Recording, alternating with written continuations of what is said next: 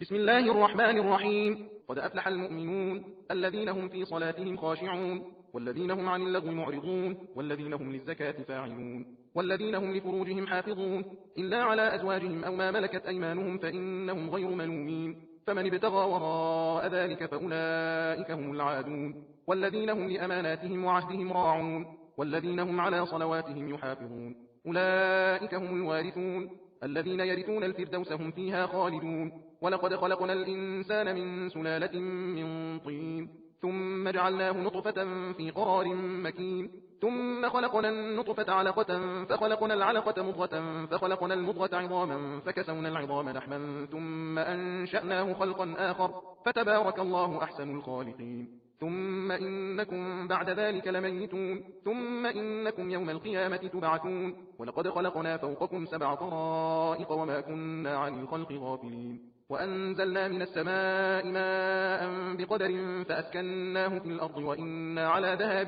به لقادرون فأنشأنا لكم به جنات من نخيل وأعناب لكم فيها فواكه كثيرة ومنها تأكلون وشجرة تخرج من طور سيناء تنبت بالدهن وصبغ للآكلين وإن لكم في الأنعام لعبرة نسقيكم مما في بطونها ولكم فيها منافع كثيرة ومنها تأكلون وعليها وعلى الفلك تحملون. ولقد أرسلنا نوحا إلى قومه فقال يا قوم اعبدوا الله ما لكم من إله غيره أفلا تتقون. فقال الملأ الذين كفروا من قومه ما هذا إلا بشر مثلكم يريد أن يتفضل عليكم ولو شاء الله لأنزل ملائكة ما سمعنا بهذا في آبائنا الأولين إن هو إلا رجل به جنة فتربصوا به حتى حين. قال رب انصرني بما كذبون. فأوحينا إليه أن اصنع الفلك بأعيننا ووحينا فإذا جاء أمرنا وفارت النور فاسلك فيها من كل زوجين 2 وأهلك إلا من سبق عليه القول منهم ولا تخاطبني في الذين ظلموا إنهم مغرقون. فإذا استويت أنت ومن معك على الفلك فقل الحمد لله الذي نجانا من القوم الظالمين وقل رب أنزلني منزلا مباركا وأنت خير المنزلين إن في ذلك لآيات وإن كنا لمبتلين. ثم أنشأنا من بعدهم قرنا آخرين فأرسلنا فيهم رسولا منهم أن اعبدوا الله ما لكم من إله غيره أفلا تتقون. وقال الملأ من قومه الذين كفروا وكذبوا بلقاء الآخرة وأترفناهم في الحياة الدنيا ما هذا إلا بشر مثلكم يأكل مما تأكلون منه ويشرب مما تشربون ولئن أطعتم بشرا مثلكم إنكم إذا لخاسرون. أيعدكم أنكم إذا متم وكنتم ترابا وعظاما أنكم مخرجون هيهات هيهات لما توعدون إن هي إلا حياتنا الدنيا نموت ونحيا وما نحن بمبعوثين إن هو إلا رجل افترى على الله كذبا وما نحن له بمؤمنين. قال رب انصرني بما كذبون. قال عما قليل ليصبحن نادمين فأخذتهم الصيحة بالحق فجعلناهم غثاء فبعدا للقوم الظالمين. ثم أنشأنا من بعدهم قرونا آخرين ما تسبق من أمة أجلها وما يستأخرون. ثم أرسلنا رسلنا تترى كلما جاء أمة رسولها كذبوه فأتبعنا بعضهم بعضا وجعلناهم أحاديث فبعدا لقوم لا يؤمنون. ثم أرسلنا موسى وأخاه هارون بآياتنا وسلطان مبين إلى فرعون وملئه فاستكبروا وكانوا قوما عالين فقالوا أنؤمن لبشرين مثلنا وقومهما لنا عابدون فكذبوهما فكانوا من المهلكين. ولقد آتينا موسى الكتاب لعلهم يهتدون وجعلنا ابن مريم وأمه آية وآويناهما إلى ربوة ذات قرار ومعين. يا أيها الرسل كلوا من الطيبات واعملوا صالحا إني بما تعملون عليم. وإن هذه أمتكم أمة واحدة وأنا ربكم فاتقون. فتقطعوا أمرهم بينهم زبرا كل حزب بما لديهم فرحون فذرهم في غمرتهم حتى حين. أيحسبون أن ما نمدهم به من مال وبنين نسارع لهم في الخيرات بل لا يشعرون. إن الذين هم من خشية ربهم مشفقون والذين هم بآيات ربهم يؤمنون والذين هم بربهم لا يشركون والذين يؤتون ما آتوا وقلوبهم وجلة أنهم إلى ربهم راجعون أولئك يسارعون في الخيرات وهم لها سابقون. ولا نكلف نفسا إلا وسعها ولدينا كتاب ينطق بالحق وهم لا يظلمون. بل قلوبهم في غمرة من هذا ولهم أعمال من دون ذلك هم لها عاملون حتى إذا أخذنا مترفيهم بالعذاب إذا هم يجأرون لا تجأروا اليوم إنكم منا لا تنصرون قد كانت آياتي تتلى عليكم فكنتم على أعقابكم تنكصون مستكبرين به سامرا تهجرون أفلم يدبروا القول أم جاءهم ما لم يأت آباءهم الأولين أم لم يعرفوا رسولهم فهم له منكرون أم يقولون به جنة بل جاءهم بالحق وأكثرهم للحق كارهون ولو اتبع الحق أهواءهم لفسدت السماوات والأرض ومن فيهن بل أتيناهم بذكرهم فهم عن ذكرهم معرضون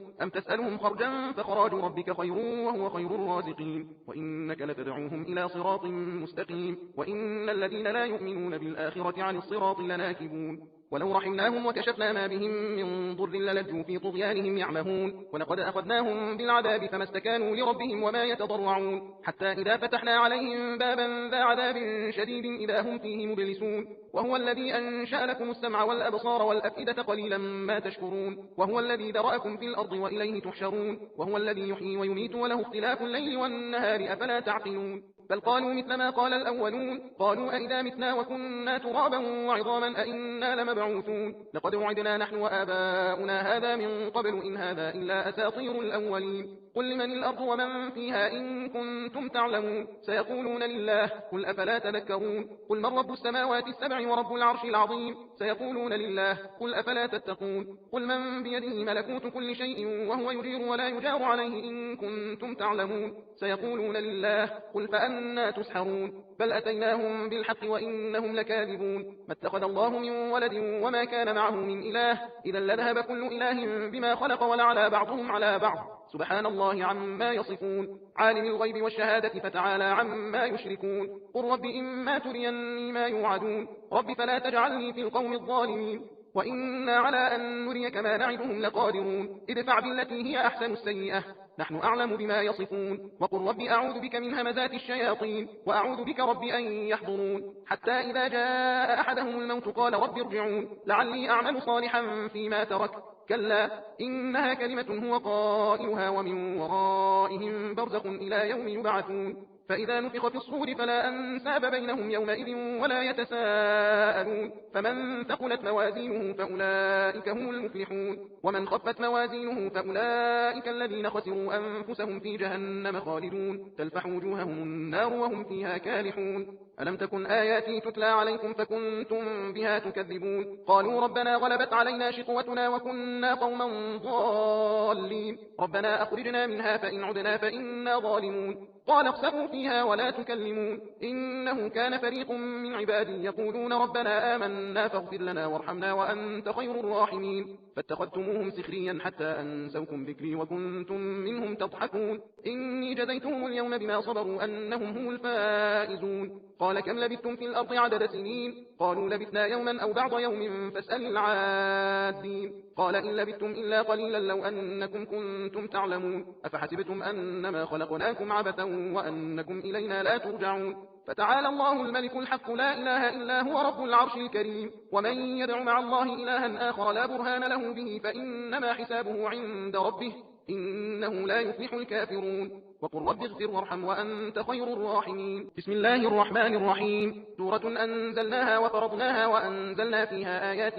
بينات لعلكم تذكرون الزانية والزاني فاجلدوا كل واحد منهما 100 جلدة ولا تأخذكم بهما رأفة في دين الله إن كنتم تؤمنون بالله واليوم الآخر وليشهد عذابهما طائفة من المؤمنين الزاني لا ينكح إلا زانية أو مشركة والزانية لا ينكحها إلا زان أو مشرك وحرم ذلك على المؤمنين والذين يرمون المحصنات ثم لم يأتوا ب4 شهداء فاجلدوهم 80 جلدة ولا تقبلوا لهم شهادة أبدا وأولئك هم الفاسقون إلا الذين تابوا من بعد ذلك وأصلحوا فإن الله غفور رحيم والذين يرمون أزواجهم ولم يكن لهم شهداء إلا أنفسهم فشهادة أحدهم 4 شهادات بالله إنه لمن الصادقين والخامسة أن لعنة الله عليه إن كان من الكاذبين ويدرأ عنها العذاب أن تشهد 4 شهادات بالله إنه لمن الكاذبين والخامسة أن غضب الله عليها إن كان من الصادقين ولولا فضل الله عليكم ورحمته وأن الله تواب حكيم إن الذين جاءوا بالإفك عصبة منكم لا تحسبوه شرا لكم بل هو خير لكم لكل امرئ منهم ما اكتسب من الإثم والذي تولى كبره منهم له عذاب عظيم لولا إذ سمعتموه ظن المؤمنون والمؤمنات بأنفسهم خيرا وقالوا هذا إفك مبين لولا جاءوا عليه بأربعة شهداء فإذ لم يأتوا بالشهداء فأولئك عند الله هم الكاذبون ولولا فضل الله عليكم ورحمته في الدنيا والآخرة لمسكم فيما أخذتم فيه عذاب عظيم إذ تلقونه بألسنتكم وتقولون بأفواهكم ما ليس لكم به علم وتحسبونه هينا وهو عند الله عظيم ولولا إذ سمعتموه قلتم ما يكون لنا أن نتكلم بهذا سبحانك هذا بهتان عظيم يعظكم الله أن تعودوا لمثله أبدا إن كنتم مؤمنين ويبين الله لكم الآيات والله عليم حكيم إن الذين يحبون أن تشيع الفاحشة في الذين آمنوا لهم عذاب أليم في الدنيا والآخرة والله يعلم وأنتم لا تعلمون ولولا فضل الله عليكم ورحمته وأن الله رؤوف رحيم يا أيها الذين آمنوا لا تتبعوا خطوات الشيطان ومن يتبع خطوات الشيطان فإنه يأمر بالفحشاء والمنكر ولولا فضل الله عليكم ورحمته ما زكى منكم من أحد أبدا ولكن الله يزكي من يشاء والله سميع عليم ولا يأتل أولو الفضل منكم والسعة أن يؤتوا أولي القربى والمساكين والمهاجرين في سبيل الله وليعفوا وليصفحوا ألا تحبون أن يغفر الله لكم والله غفور رحيم إن الذين يرمون المحصنات الغافلات المؤمنات لعنوا في الدنيا والآخرة ولهم عذاب عظيم يوم تشهد عليهم ألسنتهم وأيديهم وأرجلهم بما كانوا يعملون يومئذ يوفيهم الله دينهم الحق ويعلمون أن الله هو الحق المبين الخبيثات للخبيثين والخبيثون للخبيثات والطيبات للطيبين والطيبون للطيبات أولئك مبرؤون مما يقولون لهم مغفرة ورزق كريم يا أيها الذين آمنوا لا تدخلوا بيوتا غير بيوتكم حتى تستأنسوا وتسلموا على أهلها ذلكم خير لكم لعلكم تذكرون فإن لم تجدوا فيها أحدا فلا تدخلوها حتى يؤذن لكم وإن قيل لكم ارجعوا فارجعوا هو أزكى لكم والله بما تعملون عليم ليس عليكم جناح أن تدخلوا بيوتا غير مسكونة فيها متاع لكم والله يعلم ما تبدون وما تكتمون قل للمؤمنين يغضوا من أبصارهم ويحفظوا فروجهم ذلك أزكى لهم إن الله خبير بما يصنعون وقل للمؤمنات يغضضن من أبصارهن ويحفظن فروجهن ولا يبدين زينتهن إلا ما ظهر منها وليضربن بخمرهن على جيوبهن ولا يبدين زينتهن إلا لبعولتهن أو آبائهن أو آباء بعولتهن أو أبنائهن أو أبناء بعولتهن أو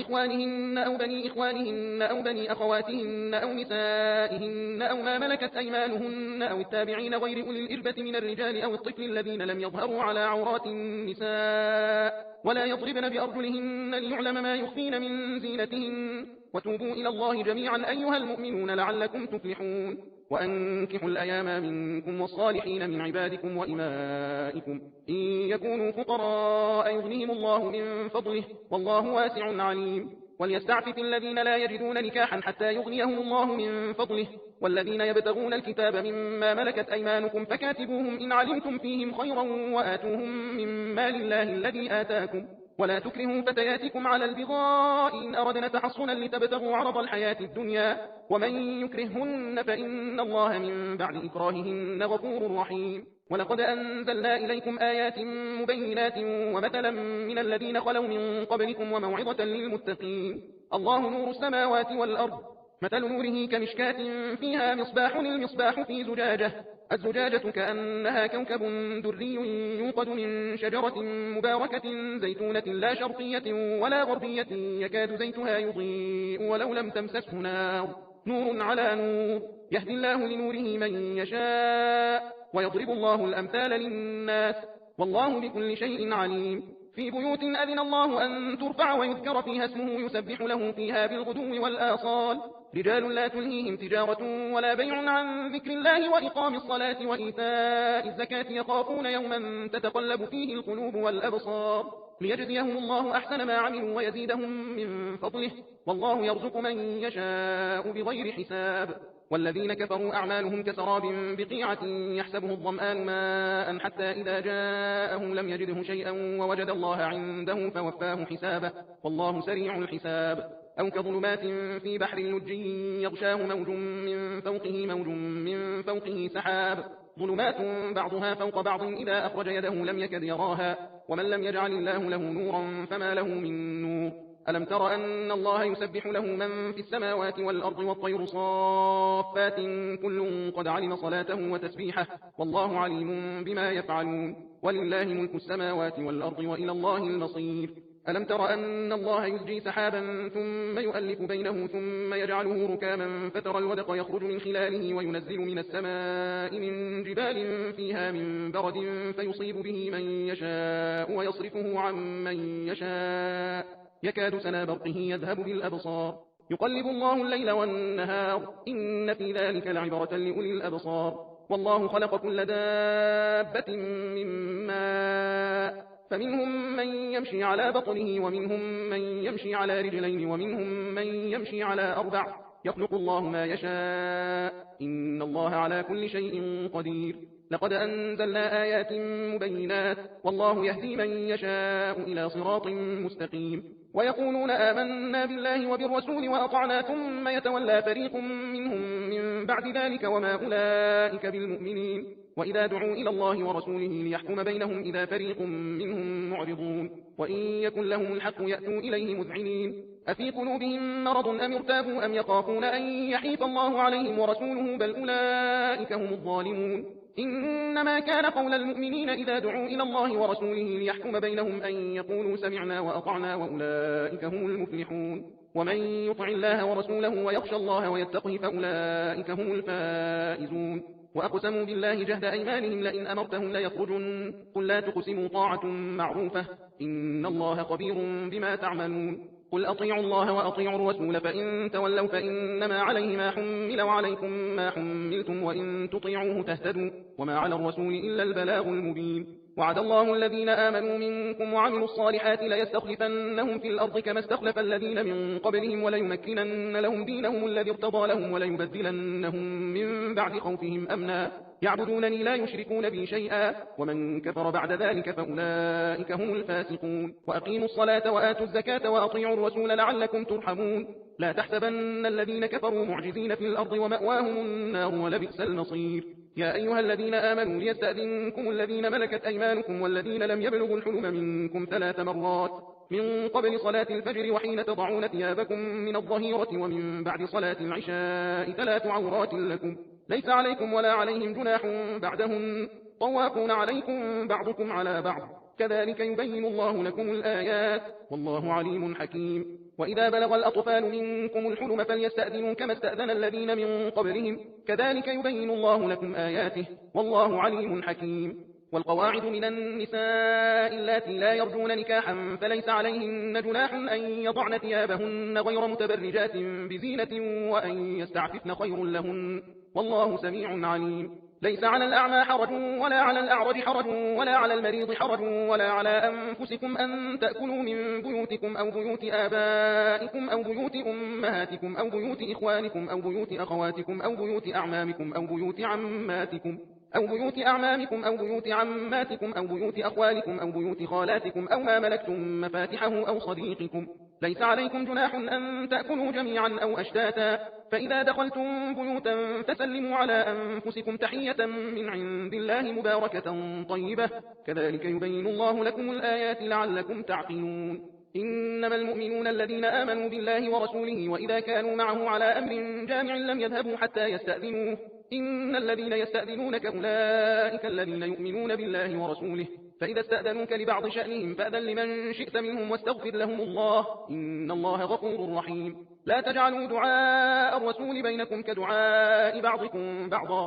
قد يعلم الله الذين يتسللون منكم لواذا فليحذر الذين يخالفون عن أمره أن تصيبهم فتنة أو يصيبهم عذاب أليم ألا إن لله ما في السماوات والأرض قد يعلم ما أنتم عليه ويوم يرجعون إليه فينبئهم بما عملوا والله بكل شيء عليم بسم الله الرحمن الرحيم تبارك الذي نزل الفرقان على عبده ليكون للعالمين نذيرا الذي له ملك السماوات والأرض ولم يتخذ ولدا ولم يكن له شريك في الملك وخلق كل شيء فقدره تقديرا واتخذوا من دونه آلهة لا يخلقون شيئا وهم يخلقون ولا يملكون لأنفسهم ضرا ولا نفعا ولا يملكون موتا ولا حياة ولا نشورا وقال الذين كفروا إن هذا إلا إفك افتراه وأعانه عليه قوم آخرون فقد جاءوا ظلما وزورا وقالوا أساطير الأولين اكتتبها فهي تملى عليه بكرة وأصيلا قل أنزله الذي يعلم السر في السماوات والأرض إنه كان غفورا رحيما وقالوا ما لهذا الرسول يأكل الطعام ويمشي في الأسواق لولا أنزل إليه ملك